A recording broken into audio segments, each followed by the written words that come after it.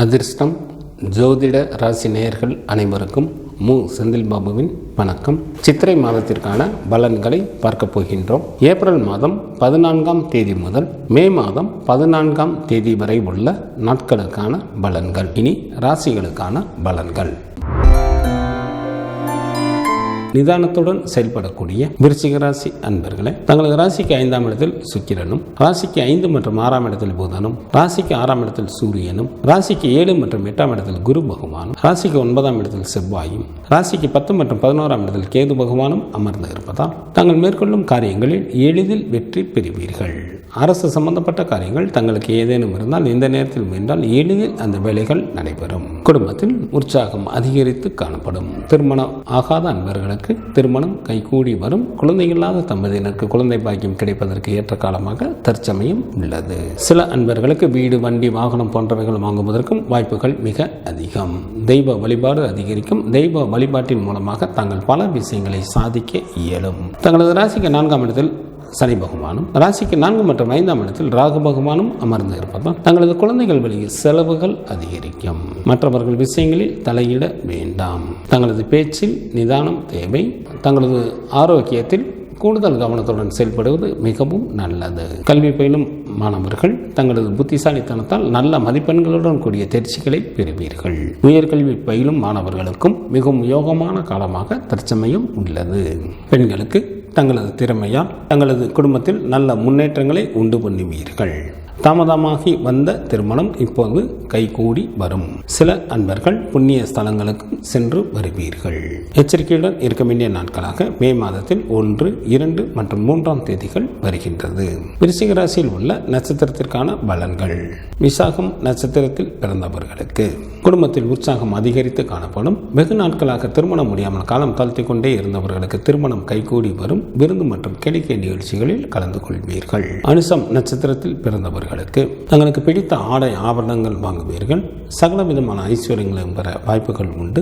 செய்யும் தொழிலில் அதிகப்படியான லாபம் கிடைக்கும். செல்வமும் செல்வாக்கும் பெருகும். கேட்டை நட்சத்திரத்தில் பிறந்தவர்களுக்கு இந்த மாதத்தில் மிகவும் எச்சரிக்கையுடன் யாரிடமும் பேச வேண்டும். இல்லையெனில் கலகமோ அல்லது மனஸ்தாபங்களோ ஏற்பட வாய்ப்புகள் மிக அதிகம். சித்திரை மாதத்திற்கான சுப தினங்களாக ஏப்ரல் மாதத்தில் 16, 17, 20, 21, 22, 27, 28, 29 மற்றும் 30ஆம் தேதிகளும், மே மாதத்தில் 6, 7, 8, 9 மற்றும் 10ஆம் தேதிகள் வருகின்றது.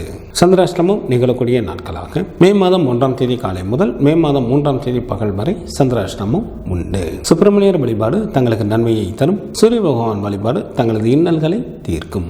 ஏப்ரல் மாதம் 14ஆம் தேதி முதல் மே மாதம் 14ஆம் தேதி வரை உள்ள சித்திரை மாதத்திற்கான சுப முகூர்த்த தினங்கள். ஏப்ரல் மாதத்திற்கு 18ஆம் தேதி, சித்திரை மாதத்திற்கு 5ஆம் தேதி வெள்ளிக்கிழமையும், ஏப்ரல் மாதம் 20ஆம் தேதி சித்திரை மாதத்திற்கு 7ஆம் தேதி ஞாயிற்றுக்கிழமையும், ஏப்ரல் மாதம் 23ஆம் தேதி சித்திரை மாதத்திற்கு 10ஆம் தேதி புதன்கிழமையும், ஏப்ரல் மாதம் 25ஆம் தேதி சித்திரை மாதத்திற்கு 12ஆம் தேதி வெள்ளிக்கிழமையும், ஏப்ரல் மாதம் 30ஆம் தேதி சித்திரை மாதத்திற்கு 17ஆம் தேதி புதன்கிழமையும், மே மாதம் 4ஆம் தேதி சித்திரை மாதத்திற்கு 21ஆம் தேதி ஞாயிற்றுக்கிழமையும், மே மாதம் 9ஆம் தேதி சித்திரை மாதத்திற்கு 26ஆம் தேதி வெள்ளிக்கிழமையும், மே மாதம் 11ஆம் தேதி சித்திரை மாதத்திற்கு 28ஆம் தேதி ஞாயிற்றுக்கிழமையும், மே மாதம் 14ஆம் தேதி சித்திரை மாதத்திற்கு 31ஆம் தேதி புதன்கிழமையும் சுப முகூர்த்த தினங்களாக வருகின்றது. சித்திரை மாதத்திற்கான விரத நாட்கள். சுக்லபட்ச சதுர்த்தி திதியானது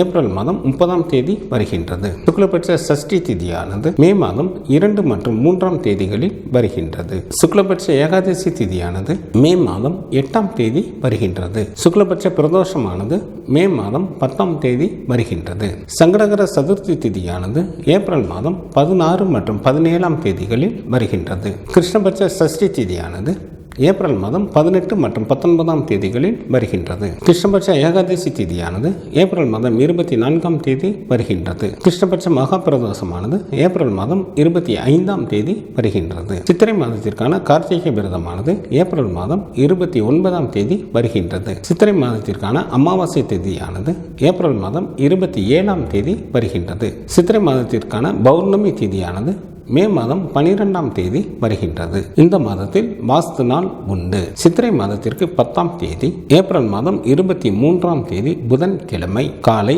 8:54 முதல் காலை 9:30 வரை வாஸ்து செய்வதற்கு உகந்த நேரமாக உள்ளது.